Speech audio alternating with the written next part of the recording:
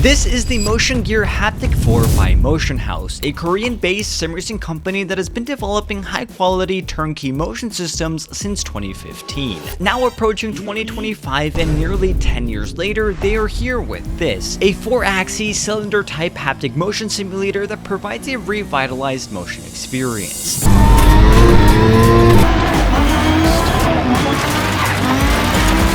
Sent to me by them for review, today I'll be taking a look at this unique offering, going over all the good, the bad, explaining what makes it so special, and telling you why this is the single coolest sim racing product that I've reviewed yet.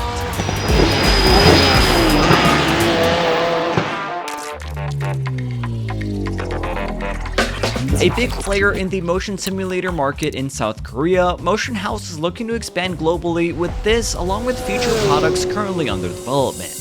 So what I have here is the 4-axis motion simulator that easily connects onto every corner of my aluminum profile rig, giving me what is essentially a turnkey solution.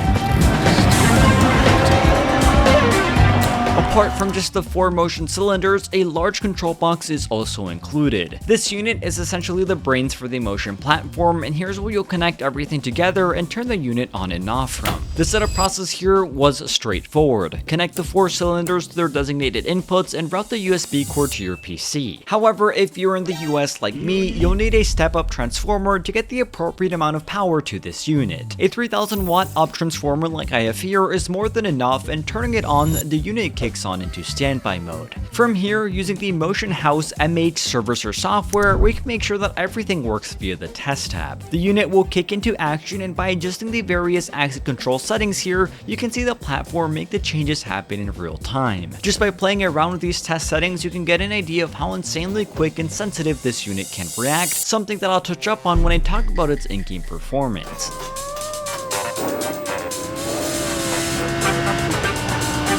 But anyways, continuing with the software, as you can tell, it's very basic, but it honestly does everything you need. Here you can view and launch compatible games, of which there are many, even console games. Yes, you can use this with a console. And most importantly, you can adjust the settings, create presets, and fine-tune everything to your liking, something that I had to do almost immediately. On that note, it's now time to talk about its in-game performance here, where trust me, there is a lot to go over.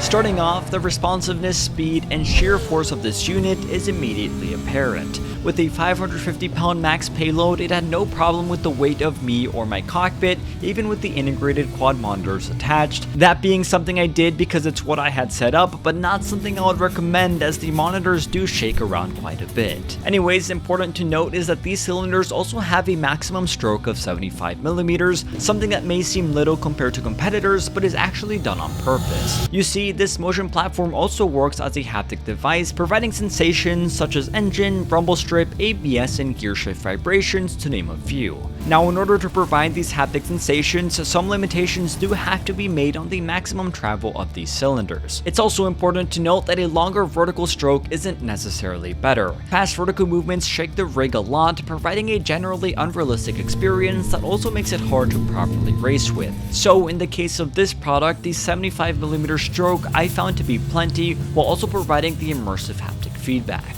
Mix these things together and the result was incredibly immersive.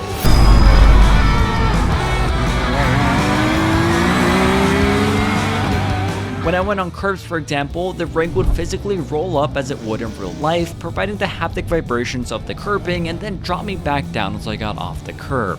Similar effects were felt in Dirt Rally 2, where the road and dirt texture were significantly more present, and going over jumps proceeded to elevate the entire rig momentarily and then drop me back down as I fell. All of these things, as you could imagine, were incredibly immersive and also a lot of fun.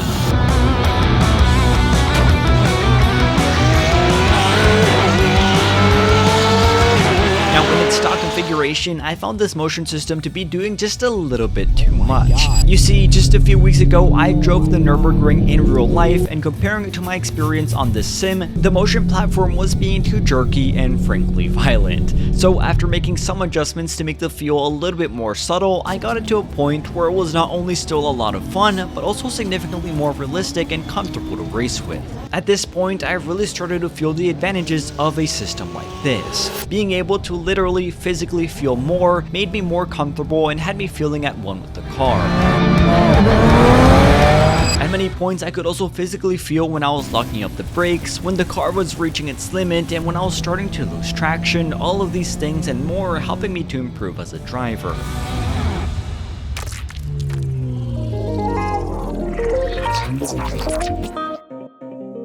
Now that said, motion systems in general though, they're really not here to make you faster or a more competitive driver. Although the argument can be made that they do help you feel more, the main reason someone would get something like this is for sheer fun, enjoyment, and added immersion.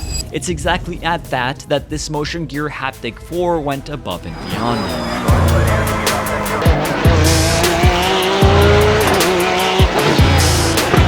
Nearly every single lap that I ran, I found myself smiling and laughing as the enjoyment of feeling everything come alive was just too much fun. The system's 250 to 300 kilograms of max thrust was more than able to handle everything, while importantly also staying relatively quiet in operation. On that note, of course, there is some operating noise, but notably not that much. This system sits on rubber cups that have an aluminum housing that helps dampen the noise, and for those who are also curious, I have it here on carpet movers only so that I can easily slide it around when filming.